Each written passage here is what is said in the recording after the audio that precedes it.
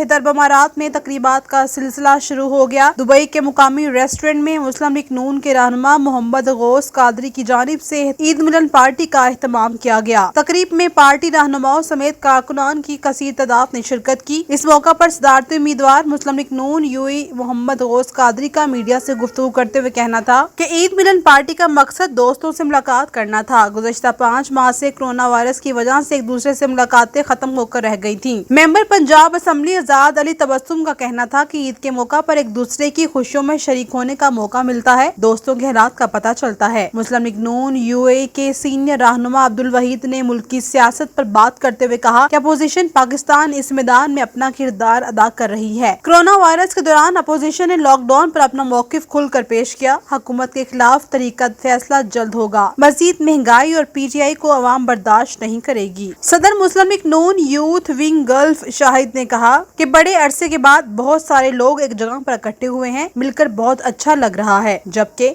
لیگی رہنما شہزاد ملک، عرفان اقبال، چودھری بشیر، رانا وہاب، چودھری عبدالستار گجر، چودھری عامر اور دیگر کا مزید کہنا تھا کہ میاں نواز شریف جلد صحت یاب ہو کر واپس آئیں گے۔ وہ وقت دور نہیں جب پاکستان میں ایک بار پھر مسلم لیگ نون کی حکومت ہوگی۔ اہم مہمانوں جمیل اسحاق، شہزاد بٹ، سلمان خان، چودھری جمیل شاہد، حاجی یاسین اور دیگر کے ہمراہ کیک کاٹا گیا اور شرکاء کی روایتی کھانوں سے تواضع کی گئی۔